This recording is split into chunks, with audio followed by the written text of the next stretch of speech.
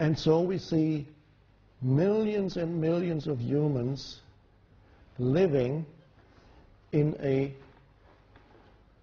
pseudo-reality, with a sense of self that is ultimately a fiction, that is always insufficient, always feeling a sense of lack, always needing more,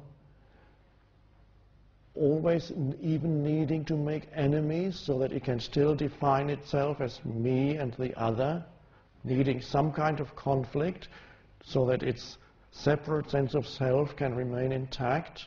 What can I be in conflict with today? What can I complain about now so that I can feel a little bit more myself? Ah, there it is.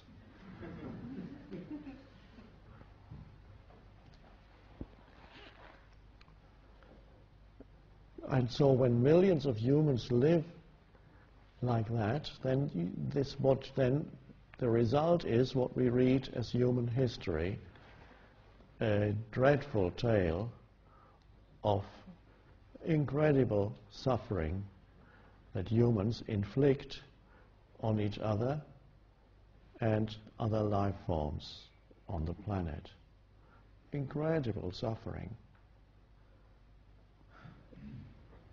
And so the same you see on television tonight. When you switch on the news, you will see just how mad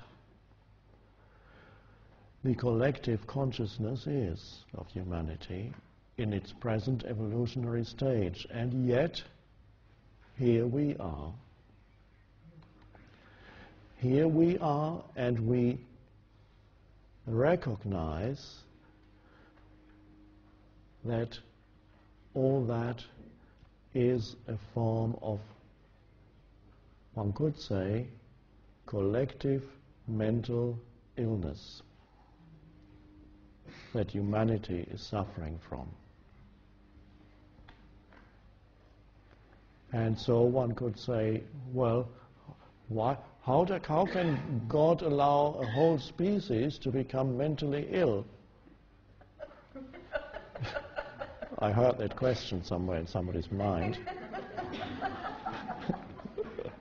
And of course you can ask the same question on a personal level. Does God allow me to be ill? How dare he, she, it, to allow me to be ill, to suffer?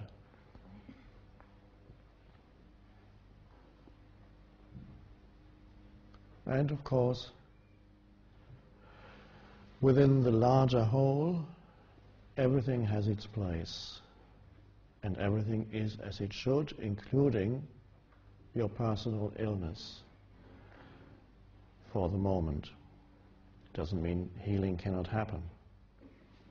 But there are many humans here who were brought here who would not be here if they had not suffered some kind of dysfunction in their lives. Physical illness perhaps, or some great loss. And so you can already see on your personal level that your suffering, your physical suffering, whatever it may be, to some extent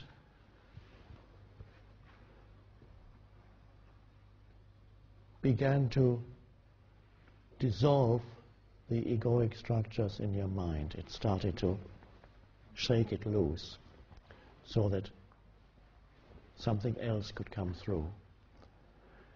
And you suddenly found yourself becoming interested in the present moment. And then you end up here. And no matter what your story is, and some of you may feel that it was all one big mistake. The story of me was all one big mistake. You are here now. And that's an amazing thing to be here now and see that was the story. And the outcome of all that big mistake was that now you are stepping out of it and you realize it as, yes, on the level of form, this is how my life unfolded. And now let me speak personally for one moment. I could easily look upon my whole life, let's say until the world told me that I was important a few years ago, it happened. Before that, nobody told me I was important. Until that, I could look at my whole life up to that point as one complete disaster. Nothing actually worked out. I tried that for a few years, and then I was at university, and then I did my PhD, and then I gave that up, and then I drifted for 2 years, and then I went into that, and then I tried that, and it didn't, many things, okay, and then my mother said, okay, now you're 45, what have you achieved? Others have already built up big businesses. And so on the level of story, it was a big disaster. And yet, fortunately, at some point already, I had given up identification with the story. That the story was only my identity up to the age of 29, and it was a very unhappy one, even there.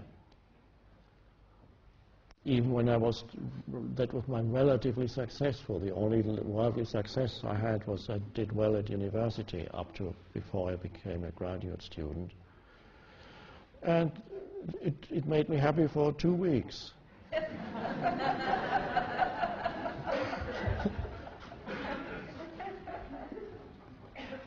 And so, isn't it strange that a failed story can produce the flower of consciousness? And perhaps the flower of consciousness needs the mud out of which it grows. You have the beautiful image of the lotus in Buddhism, the symbol of Buddhism. The lotus flower, it has its roots in the mud, and it grows out of that. And there's nothing more beautiful in human life than a failed story.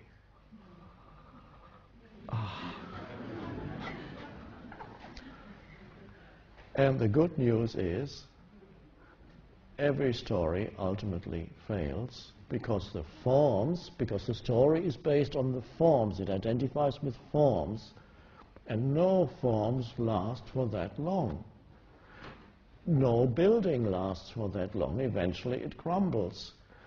All forms are temporary, and they are beautiful. The essence that is hiding in each form is the formless one life. That is indestructible. But even this beautiful form, Finton, it is not eternal as a form, but the eternal shines through the forms here. That is why, because the forms are transparent, and you also are not eternal as this form, and yet a transparency is happening in you even as you sit here, so that that which is beyond form, no matter what we call it, stillness, presence, beingness, a deep sense of I am,